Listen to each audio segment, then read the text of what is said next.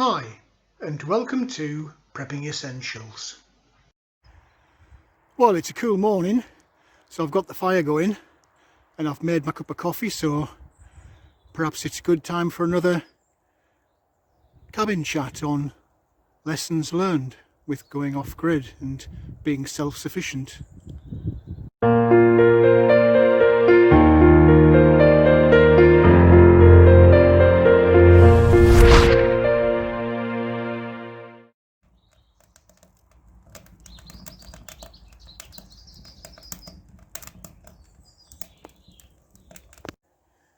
Well, I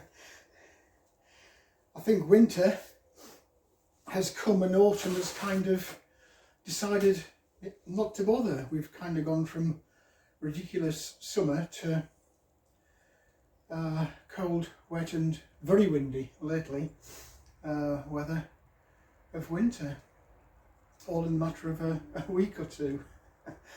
There was some talk about Indian summers, but frankly this morning I'm not buying it. So I've just set myself down with a coffee. Don't know if you can hear that or not, that fire's going crazy in there, spitting. But it is needed this morning. It is a cold morning. Anyway, I thought I'd just take 5 minutes or so to have a sit and chat while I'm drinking my coffee. Do another little lessons learned video. The more time I spend down here at the cabin and on the land, the more I realise the limitations of my knowledge, skills, experience and so forth. There is a world of difference between being in a house. So those of you who have a house on your homestead with your X number of acres, kudos to you for being able to do that. Here, whilst I've got the cabin,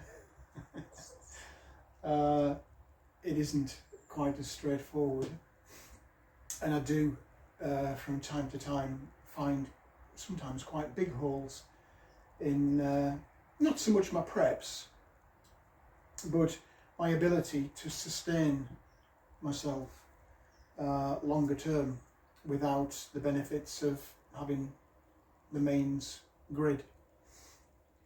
And I could talk for hours on different subjects, so if there is a particular subject that you're interested in and feel I haven't perhaps covered, then do feel free to drop a note in the comment section and I'll do my very best to either answer the question there or then, or perhaps do another kind of cabin style chat video on that one specific topic. Also, before I forget, I am interested to know how you view these cabin chat style videos, if they're beneficial to you or not, and whether or not you think it will be beneficial to do one of these live chat style videos. I have to confess, I have thought about it from time to time, but I've never really explored the mechanics of how you physically do that on YouTube. I see it every day with lots of channels that I do subscribe to. They're always doing live chats, some of them almost on a daily basis. I think the benefit of them is to focus on the word live rather than the chat. What do I mean by that? I think the idea of those is geared more around having little comments pop up from you guys, the people that are viewing the channel, and your opportunity to raise a topic or ask a question instantaneously. That's why it's called live. So you can get instant feedback on wherever it is that you happen to have on your mind at that particular time. So I think there is a lot of value potentially in doing live chats, because even when I do these cabin chat videos, it's very easy for me to lose track because there are no notes. I'm just sitting here and getting rid of whatever it is that happens to be on my mind right now. They're not really structured. I don't know if you can see that or not, I just noticed. Steam. It's because I've got the door open. The fire is roaring away, so this side of me is nice and toasty. This side of me, I've got this chill coming in.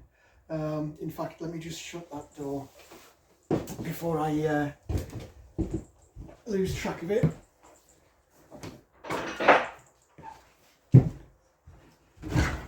Kind of defeats the object of having the fire on if I'm just letting all the heat disappear straight out that door. And also it might give you a chance to hear me a little bit better as well. So yeah, live chats. What do you think? Do you think that would be something that you would be interested in? I am conscious though that a substantial portion of my channel viewers are from the US. And we've clearly got a time difference.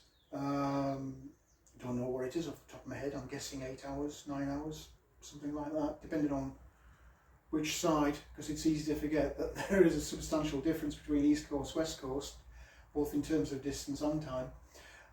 So I would have to have a little think about when would be the best time to actually do that, so that I'm not kind of sat at ridiculous o'clock in the early hours of the morning, because I do have to get up for work the next day. But yeah, I'm rambling. Let me know what you think. Whether that would be something that would be of value and you think I should invest some time in, and we'll see what we can do. So back to the original reason why I'm sat here chatting, a lessons learned video. This was prompted, in all honesty, and apologies if I get a little bit scruffy now. This was prompted by the fact I turned up here early this morning in the cold, and it was still quite wet out there. It is, I hope, starting to dry out, because I would like to get a bit of grass cut again this week.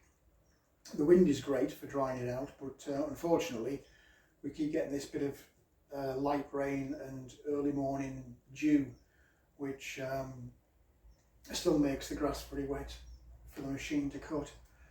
But it was prompted because I came to the cabin, got myself set up, lit the fire, made the coffee, and sod's law, needed to go to the loo, toilet. Which actually isn't a problem here. I have got lots of things, the more homely creature comforts set up in the cabin, and regular viewers will already know this. I have got electric power, water, clearly a wood burning stove for both heat and potential cooking. So I am pretty well geared up with the basic creature comforts, and I have got a composting toilet in the cabin. So it isn't really a big deal. But again, lessons learned. The more I use that, the more conscious I am that, again, this long-term sustainability, there are things that you still need to do, and things that you need to store up. So toilets, it's kind of prevalent with the COVID crisis we're going through now. There has been a little bit of a focus on hygiene, though to be fair, it has been a kind of cursory and quite focused attention to specific issues like washing your hands and wearing a face mask. It's not really spread much beyond that in terms of hygiene. And equally, to be fair, while we've had all of the panic buying in the supermarkets of things like toilet roll, I laugh every time I say that, because I just don't get the logic there. Yes, by all means, store away some toilet roll for prepping, but in the event of SHTF kind of scenario. We're talking about toilets, so we're supposed to be.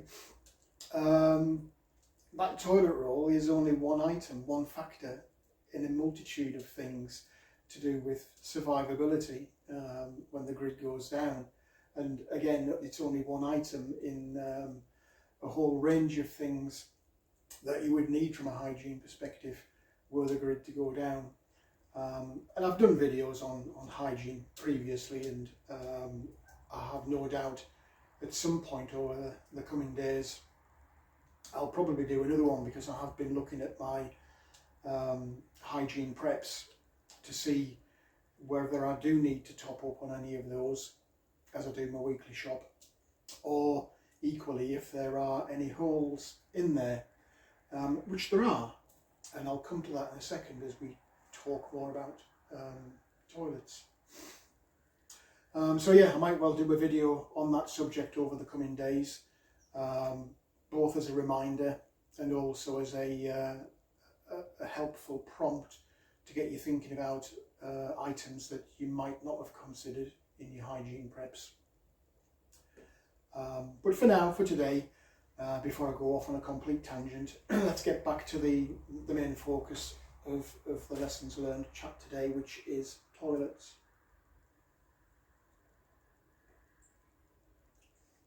So over the course of many years, actually, the issue of going to the toilet has cropped up in various places and scenarios, both here in the UK and further afield around the world in previous lives that I've had. And I mean that literally, not some physical, spiritual sense.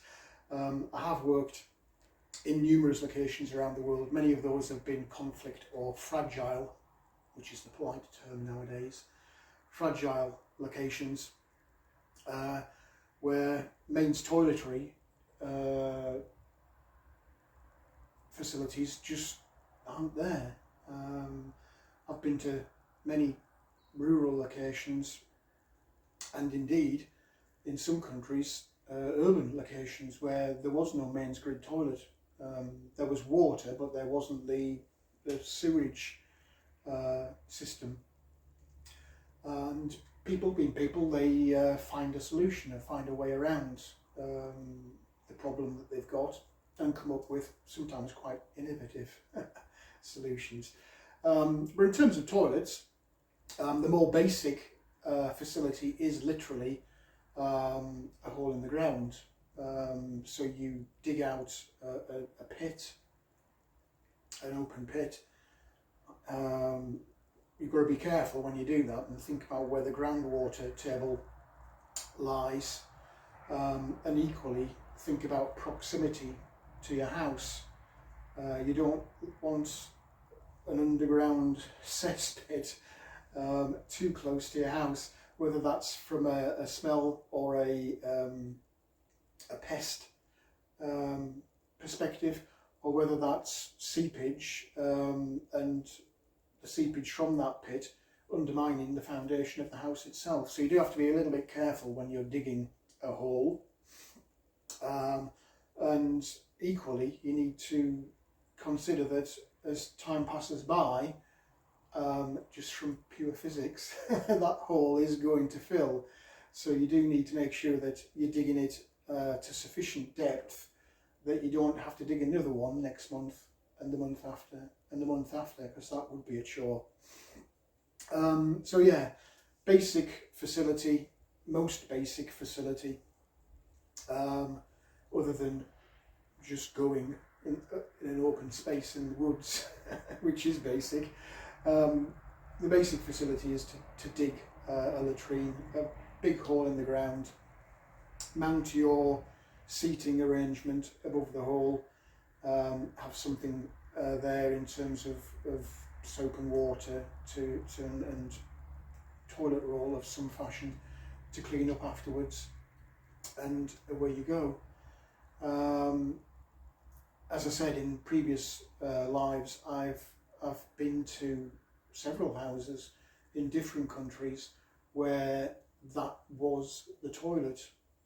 And if I go back to my kind of earlier experience of that, I was probably in my early 20s, mid-20s, when I first came across this. And I was visiting people in China, and China, as Mr. Trump says. And outside of the more metropolis, modern East Coast cities that have sprung up over the last, I don't know, 15, 20 years or so, as you move out of that city, you don't need to go many miles until you hit the outer ring, where the more lower class, shall we say, population are housed in, I wouldn't quite call it shanty towns like they have in Africa or South America, but they're not far off being shanty towns, and they're not on the mains grid for toilets, and they do have these outside latrines. It's basically a little shed or shelter with a big hole in the ground, bucket of water, and away you go. And I've come across similar things in Central Asia, so the Stan countries, and indeed in rural parts of rural Russia as well. So even though we're in 2020, I assure you that is still prevalent in many parts of the world, and that is normal life for those people. So latrine, big hole in the ground, that's your more basic. From an emergency perspective or a mobile perspective, I've done a video previously on making a portable toilet. Essentially, it's a toilet in a bucket, and if you scroll back through videos, I'm sure you'll quickly find that. And it is what it says on the label. It's a large plastic bucket. Pop a bin bag inside that, with a layer of absorbent material, wood shavings, sawdust, moss, whatever, soil, I suppose, or sand at a push, wherever you have available to you. In the case of the one that I made, I got some pipe cladding material to just run around the top rim of the bucket as a more comfortable solution for sitting on. And away you go. Literally all you need then is, again, some means of cleaning up after you. In my portable bucket toilet, I've got a variety of, I've actually got cat litter as the absorbent material. I've got a variety of toilet rolls, wet wipes, soap, wet wipes in case I don't have access to water. So soap and hand sanitizer as a means of cleaning up afterwards.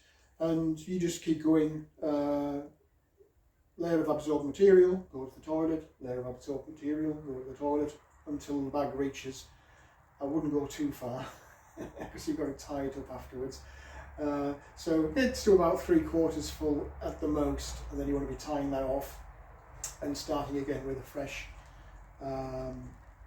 bag. You are, however, left with the problem of what to do with your bag. Clearly, if you're using that as an emergency somewhere in your home environment, you don't want that material lying around. Certainly don't want it inside, but equally you don't want it lying around outside. So you are going to have to come up with some disposal method. I mean, clearly, if it is a major grid down crisis scenario, you're not going to be able to just pop it in the bin and have somebody come along and get rid of it for you. So it does require a bit of thinking as to what you would do with those bags. Really, your options are burying or incineration.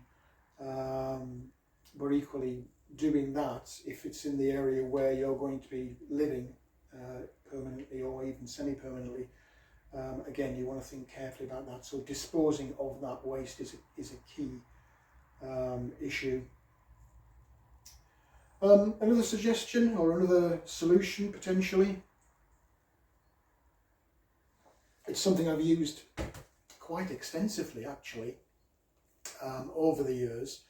You might recall in previous videos I've mentioned that I lived on a canal boat for a couple of years, and equally I've had a camper van, a mobile home, for a number of years. And in both of those scenarios, the option of choice has been something called a chemical toilet. And again, I've shown you this in a previous video, so do feel free to scroll back through the channel. But if you're here for the first time, a bit of explanation probably required as to what a chemical toilet is. It's a little bit like your off-grid septic tanks. I wouldn't use a septic tank as a long-term off-grid scenario, and I'll touch on that in a second as to why. But essentially what you have is a small box-like container which is split into two sections, so they're detachable. The bottom section is literally a holding tank, and the top section contains the seating arrangement, so the toilet seat and the hole for your waste to drop through into that holding tank. And there's incorporated into that upper section is a small water tank. And the idea is that your bottom holding tank, you place a particular type of chemical into that, small amount, and that helps to decompose, digest, whatever word you want to use, the waste that's produced and settling in that tank, and to make it more of a fluid rather than a solid. And then on the top tank, in the water tank itself, which is just a freshwater holding tank with some kind of release mechanism, it's normally a pump action spray, you add another chemical which is more of a disinfectant for the actual bowl of the toilet itself, rather than to break down the waste material. So literally open the lid, sit yourself down, do what you need to do, flush from the top tank the bowl where you've been sitting above. Everything drops down into the lower tank, and there's a slide mechanism. Should have mentioned that earlier. Open that before you produce something, and then close the slide after you've finished producing and rinsing away whatever it is that you were doing. Again, like any system, over time, law of physics, it is going to fill. The main problem with the chemical toilet, well, there are two main problems. The first problem is it's small. One person for 1 week, for sure, it's going to be full. Even if you take a pee somewhere else and don't constantly use that method for liquid waste, just use it for solid waste. Definitely within a week it will be full, I guarantee. I know from previous experience, because every Saturday morning normally when I was living on the boat, I had to detach the two containers, take the bottom container, the waste holding tank, down to a special, it's essentially a big sink above a either main sewer system or a septic tank sewer system. 99% of them are mains, because the chemical interferes with the septic tank and doesn't work properly. So it's generally a mains sewer system, and you have to physically empty that tank into the drain so that it can go into the sewerage system and then rinse the sink afterwards. Despite the best efforts of the chemical to disguise the smell, it doesn't. That is a terrible job. Short-lived job, because literally it only takes 10 minutes, but I assure you 25 kilos or thereabouts in these, what is a small tank? It's only about, I don't know, no more than a couple of feet, 1.5 foot, couple of feet in length and breadth and height. It weighs quite heavy, about 20-25 kilos, and physically dumping that down a drain, it's not nice. So yeah, in terms of usage, you're going to be frequently emptying. You need somewhere to empty it. You certainly don't want to be tipping that in your backyard if the mains has gone down. So you do need, again, to think about disposal. And the other thing you need to think about is chemical toilet. So you are going to constantly have a requirement to resupply the chemicals that you use. And there are two, as I said. There's a disinfectant type rinse material, and there's the breaking down of the waste material chemical as well. So long-term scenario, no. Okay for bugging out if you're in a camper van or caravan or tent even, as a short-term solution, but it's not a long-term solution at all. Which brings me to the final one, which is the one that I've opted for here on the cabin, which is composting toilet. Now you can actually buy these ready-made off the shelf, but they're very expensive. I forget how much they were exactly when I was looking, but we're talking £500-600, so I don't know, $700-800 upwards. And they can get quite fancy. You can have water flushable things and all manner of different things. But again, as you'll have seen from previous videos, you can do it yourself. They're very cheap to manufacture. You're literally just building a cabinet out of wood to house a bucket, which again is very cheap to get. And in my case, I'm actually recycling old buckets that I've had from previous DIY projects in the house. And then a toilet seat, which again is very cheap. And literally the idea is, it's similar to the toilet in the bag. You have your outer cabinet with the seat that you sit on. Directly beneath is a big bucket, and instead of the bag, you've just got your absorbent material. Now you do have to be a little careful with this in terms of what you're using for the absorbent material, because the idea is that you're going to empty the contents of that bucket directly out onto your garden or homestead composting heap. So the place where you're putting your grass cuttings and your leaves and your waste vegetable matter from the kitchen. I did do a considerable amount of research into this, because I have to confess, the thought of my waste material, let alone anybody else's, being recycled onto my vegetable garden, that did fill me with quite a degree of concern.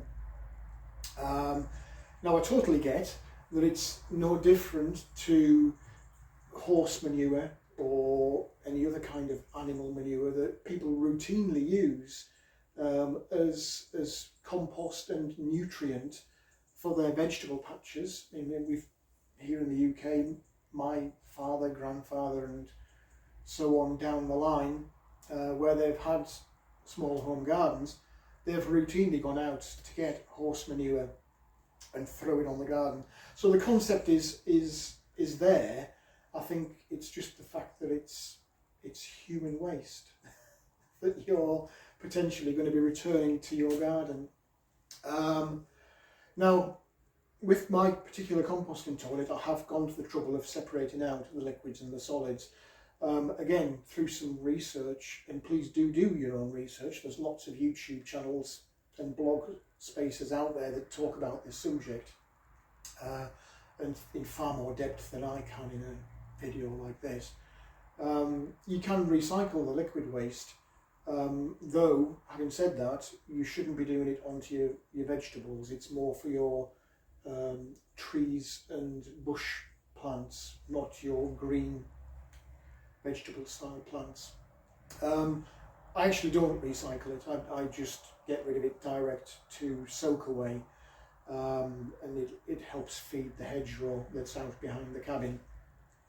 I'm just purely putting solid material onto the composting bin or the composting pile. So yeah, same principle, layer of absorbent material. In my case, I'm using sawdust.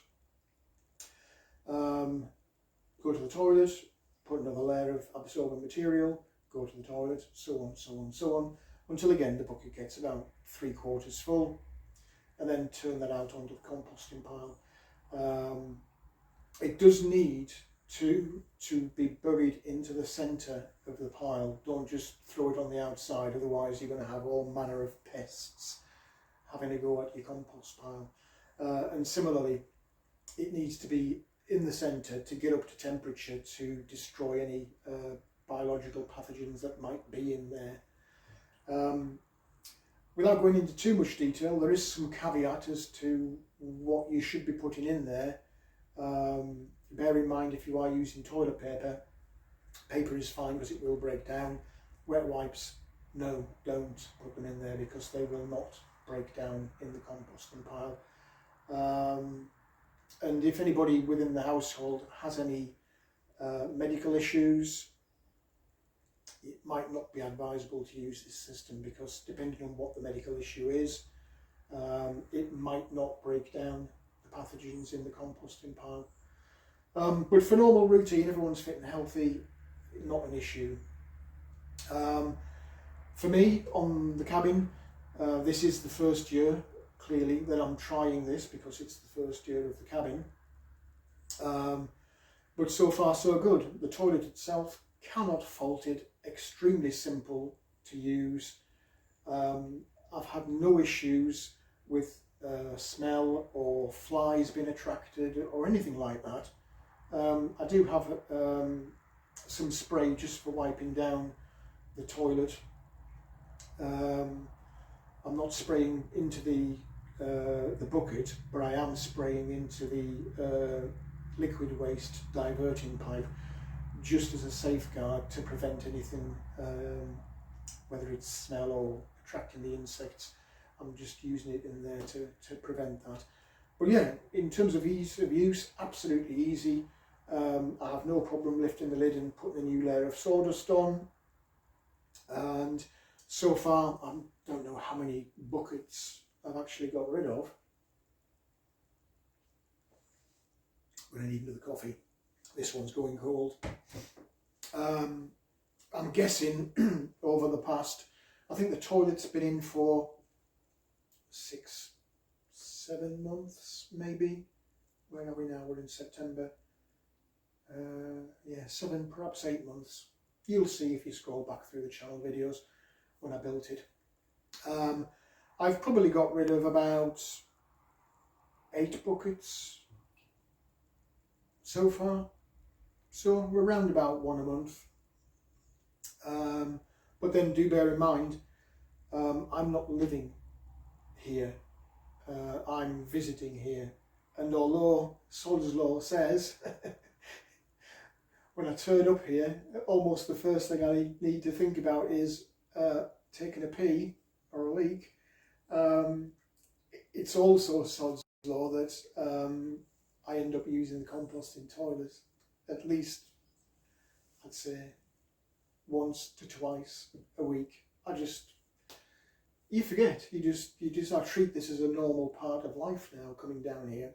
So I don't in the back of my mind think, ooh, I'll go to the toilet before I go to the cabin. It just doesn't enter my head, because I know the facility's here. So it does get used. It's not like I've put it in, installed it, and it's just sitting there all shiny bright, because it's not, I assure you. I am using it frequently and emptying the buckets frequently.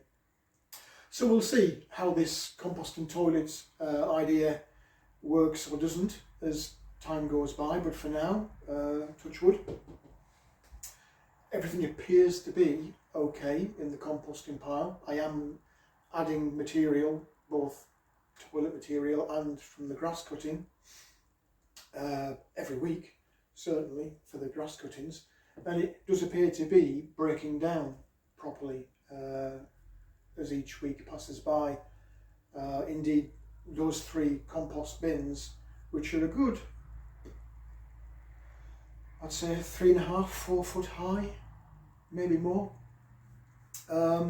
I've completely topped those off a good 6, 7, maybe more times this year so far, and they do continue to break down.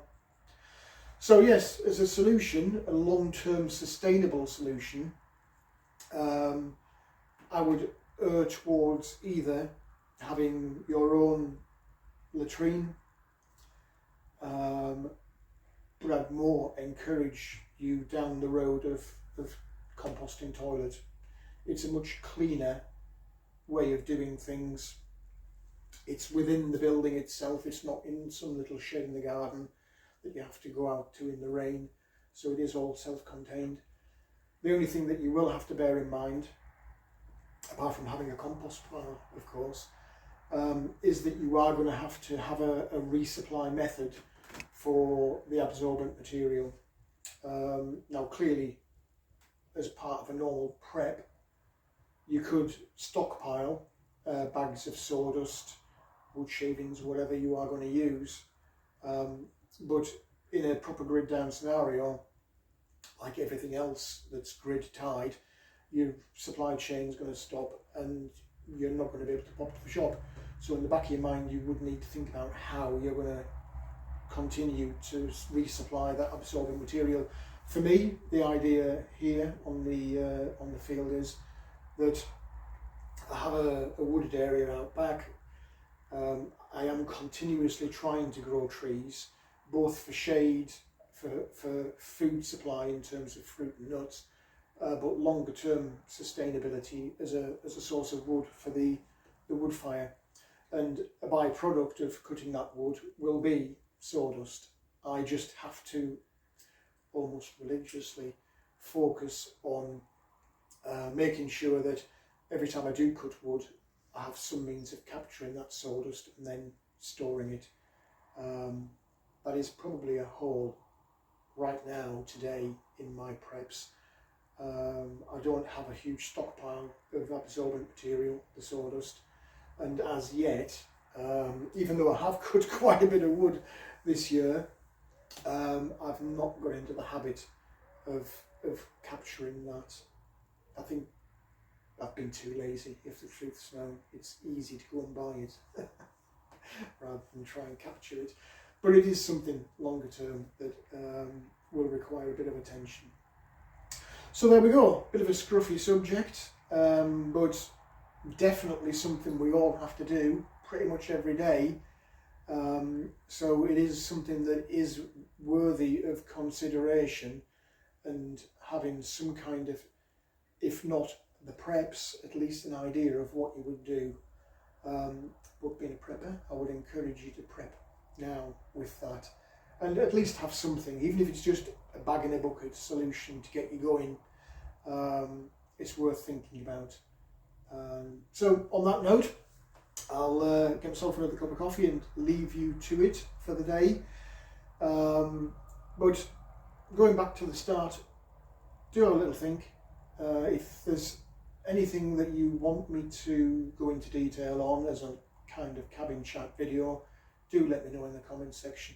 And similarly, if you think there would be some benefit in doing the live chats, then also let me know in the comments section. But for now, that's it. And wherever you are, stay safe and have a great day. Well, that's it for this video. I hope there was something in there that was of use to you. If you did like the video, please do click on the like button. Also feel free to hit the subscribe button if you haven't already done so. As always, I welcome any comments, questions or suggestions you might have. Do let me know what you think about live streaming, or if you've got any topics in particular that you want me to do as part of the sort of cabin fireside chat that I've been doing lately. But for now, thanks for watching, and I look forward to seeing you in the next video.